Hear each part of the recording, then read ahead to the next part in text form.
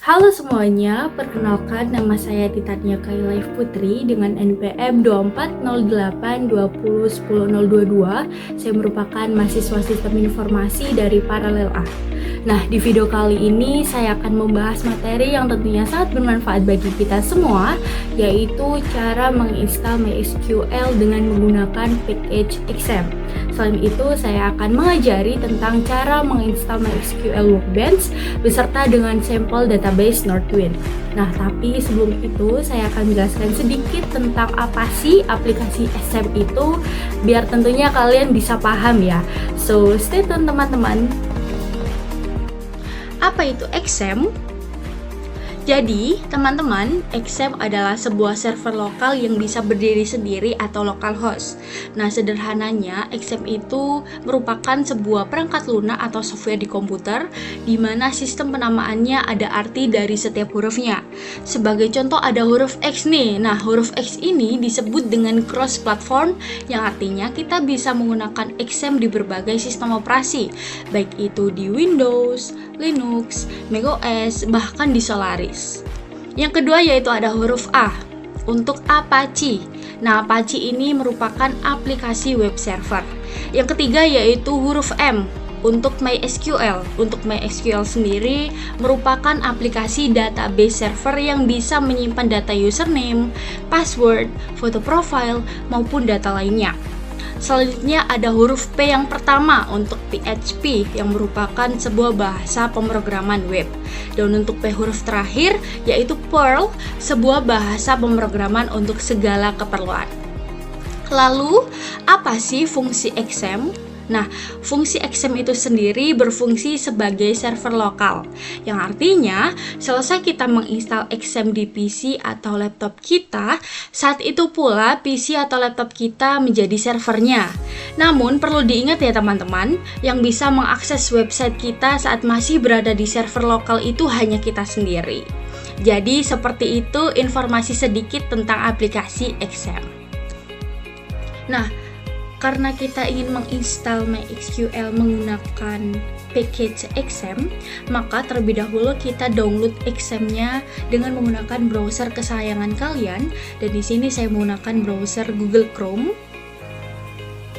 Pada fitur pencarian, kita ketikkan keyword XAMPP for Windows. Jangan khawatir teman-teman, untuk linknya akan saya taruh di description box. Pilih yang ini. Nah, seperti yang kita lihat bahwa XAMPP ini tersedia di beberapa sistem operasi, yaitu ada di Windows, Linux, dan juga di macOS. Untuk Windows sendiri ada di versi 8.2.12, jadi kita pilih XAMPP for Windows. Nah, kita klik, kita tunggu hingga proses downloadnya selesai ya teman-teman. Nanti untuk downloadnya akan muncul. Nah, karena kebetulan saya sudah mendownload filenya, jadi untuk teman-teman perlu ditunggu hingga proses download filenya hingga sukses ya. Setelah proses download filenya XAMPP sudah selesai, cari filenya di folder download, lalu double klik untuk mulai instalasi. Nah, kalau misalnya muncul peringatan keamanan, kita klik yes aja untuk melanjutkan proses instalasi. Setelah itu, kita tunggu sebentar ya teman-teman. Nah, muncul seperti ini, kita oke aja. Nah, ini kita next. Nah, di bagian ini opsional ya teman-teman, tetapi kita biarkan secara default aja, dibiarkan tercentang semuanya. Lalu klik next. Nah, di bagian ini adalah tempat di mana folder XAMPP itu akan kita install. Jadi defaultnya yaitu di drive C. Lalu klik next. Untuk di bagian language, kita pilih English karena ada di pilihan dua ini yang menurut saya gampang itu English ya teman-teman. Kita klik next. Nah, ini tinggal next aja. Dan tunggu hingga proses instalasi berjalan hingga selesai.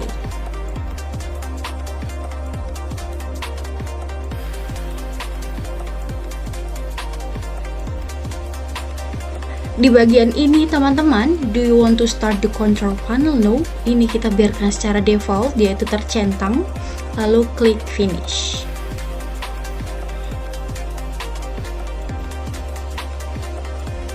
Nah, secara otomatis XAMPP akan terbuka. Jadi untuk mengecek apakah XAMPP ini berhasil atau tidak, kita boleh coba di bagian Apache ini kita start. Lalu di bagian MySQL kita juga start. Nah, cara mengeceknya yaitu kita buka admin. Kita klik aja admin.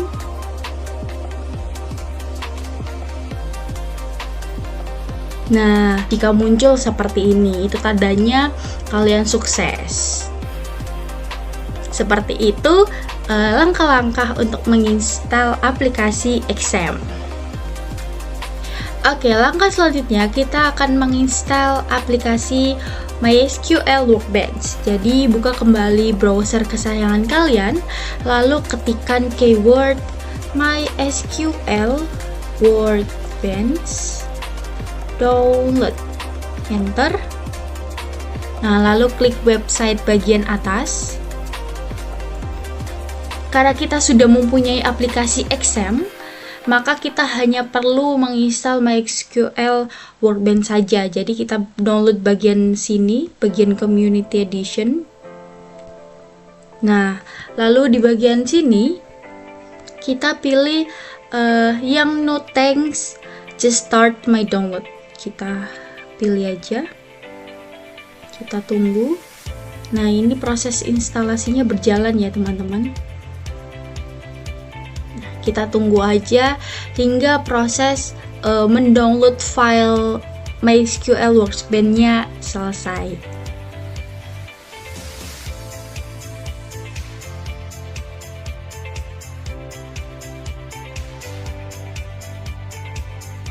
Oke, ini file MySQL Workbench-nya sudah selesai terdownload. Kita double klik aja. Oke, kita tunggu. Nah, tampilannya akan seperti ini. Kita klik next. Untuk destination foldernya secara default akan tersimpan di drive C, sama seperti saat kita mendownload XAMPP ya teman-teman. Kita pilih next. Untuk setup type-nya kita pilih complete saja sesuai default. Lalu next. Ready to install the program. Install. Nah, ini kita menunggu proses instalasi MySQL Workbench-nya. Sabar ya teman-teman, hingga statusnya sukses dan berhasil. Kalau misal di tengah-tengah muncul notifikasi keamanan seperti yang di awal, kita pilih yes aja. Nah, ini sudah berjalan. Oke, tunggu, sabar.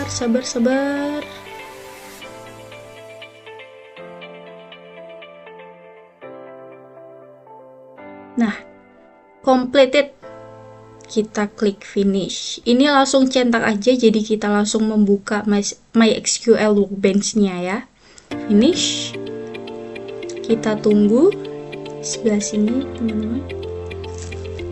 Nah, untuk tampilan awal dari MySQL Workbench itu sendiri seperti ini. Jadi di sebelah kiri ada 3 tab, yaitu ada untuk koneksi, ada untuk skema, dan juga ada untuk migrasi. Nah, untuk di bagian koneksi teman-teman bisa menambahkan dengan klik simbol plus ini ya. Simbol plus kecil, kita klik aja. Untuk connection name-nya kita beri nama local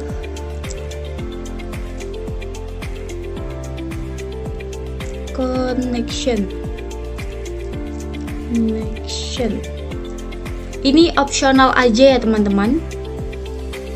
Di bagian metodenya standar, hostname-nya kita pakai IP lokal, portnya standar, username-nya root. Untuk passwordnya tadi kan kita nggak isi ya, jadi kita tes connection terlebih dahulu untuk memastikan connect. Tapi sebelum itu kita cek pada aplikasi SAMP-nya apakah MySQL-nya start. Oke, start ya teman-teman. Kita lanjut di bagian workbench-nya. Kita tes connection, continue way, tuh successfully. Jadi kalau successfully berarti kita sudah terkonek dengan server lokal kita. Oke, kita pilih oke. Nah, ini sudah terbentuk ya koneksi kita. Jadi untuk memasukkannya kita double klik aja.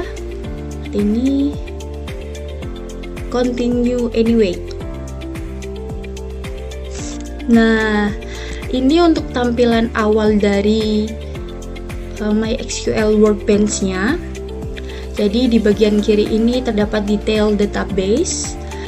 Lalu untuk di bagian administration-nya itu berisi informasi manajemen ya teman-teman. Manajemen database. Lalu di bagian tengah ini yang putih bersih ini merupakan query panel atau query editor. Di atasnya ini terdapat tools-tools yang berfungsi untuk mengeksekusi ya kalau kita mengetikkan script di query. Lalu ini untuk menutup, membuka. Jadi ini ada bawah, ini untuk outputnya. Nah, ini untuk outputnya. Di bagian kanan ini untuk informasinya. Oke, skema ini untuk session sendiri ini merupakan informasi detail mengenai kita login ya teman-teman. Jadi itu saja tentang tutorial menginstal aplikasi MySQL Workbench. Last but not least nih teman-teman, jadi kita akan mendownload sekaligus menginstal sampel database Northwind. Jadi kita buka browser kita. Di sini saya menggunakan Google Chrome kembali. Lalu kita akan masuk ke halaman repository GitHub atau dengan cara kita memasukkan keyword download Northwind database MySQL. Kita enter, lalu kita pilih link yang atas sendiri. Oke, tunggu. Nah, di sini kan ada beberapa file ya teman-teman. Kita pilih yang MySQL. Oke, tunggu. Nah, ini juga ada beberapa file-file di dalam foldernya. Kita pilih yang northwind.sql. Nah, ini merupakan script yang digunakan untuk di MySQL Workbench. Jadi untuk cara downloadnya gampang sekali. Kita klik tanda 3 titik ya di atas kanan. Kita pilih, lalu pilih download. Kita tunggu. Nah, ini sudah terdownload. Lalu setelah kita sudah mendownload sampel database, kita buka MySQL Workbench. Nah, untuk cara importnya ada 2 cara. Yang pertama kita bisa pilih tab server, lalu kita pilih data import, atau bisa juga kita pilih bagian administration. Sini kita pilih data import atau restore, itu sama saja ya teman-teman. Boleh memilih yang di bagian administration, boleh memilih yang bagian server. Kita pilih yang bagian ini. Nah, karena kita sudah mempunyai sampel database Northwind, jadi kita pilih yang ini, import from self-contained file. Kita tutup aja ininya, pilih sebelah sini, lalu kita pilih titik 3 untuk memilih filenya. Nah, ini file kita tadi yang sudah kita download. Kita pilih open. Oke, setelah itu kita start import.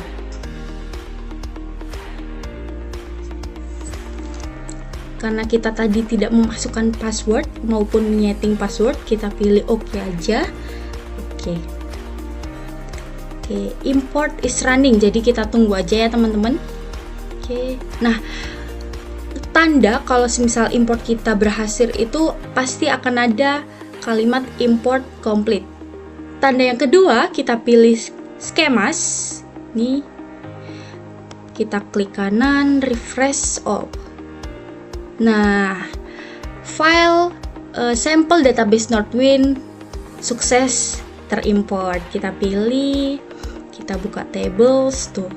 Banyak sekali ya teman-teman, ada kategori, kas-kas demografi, customer, employee, dan lain sebagainya. Nah, misal kita ingin melihat isi di dalam bagian customer, di bagian customer ini, kita pilih query. Nah, di bagian ini kita bisa ketikkan secara caps lock, select, spasi, bintang, from. Karena kita tadi di dalam file Northwind, ini Northwind, maka kita ketikkan sesuai filenya, Northwind dot. Karena kita ingin melihat customer, maka kita ketikkan customer. Oke, titik koma, lalu pilih run. Nah, secara otomatis jikalau berhasil, maka outputnya akan seperti ini. Kita close saja. Nah, seperti ini. Atau bisa juga shortcutnya teman-teman, ini kita hapus. Kalau misal kita ingin melihat data apalagi ya selain kategori, ada misalnya employee gitu ya, kita klik kanan, lalu select row limit 1000, ini kita klik aja, otomatis akan terisi dan juga otomatis outputnya keluar. Seperti itu teman-teman. Jadi dari awal kita sudah mendownload dan juga menginstal aplikasi MySQL di dalam package XAMPP. Kita juga menginstal MySQL Workbench, dan di akhir ini kita sudah berhasil mendownload beserta install sampel database Node-RED. Jangan khawatir teman-teman, karena pada description box ini saya akan copy link-link tersebut. Jadi semoga apa yang sudah saya jelaskan dari awal hingga sekarang dapat mempermudah sekaligus memberikan manfaat yang banyak untuk teman-teman. Saya ucapkan terima kasih dan juga mohon maaf atas kesalahan kata saya. See you in the next video. Bye-bye.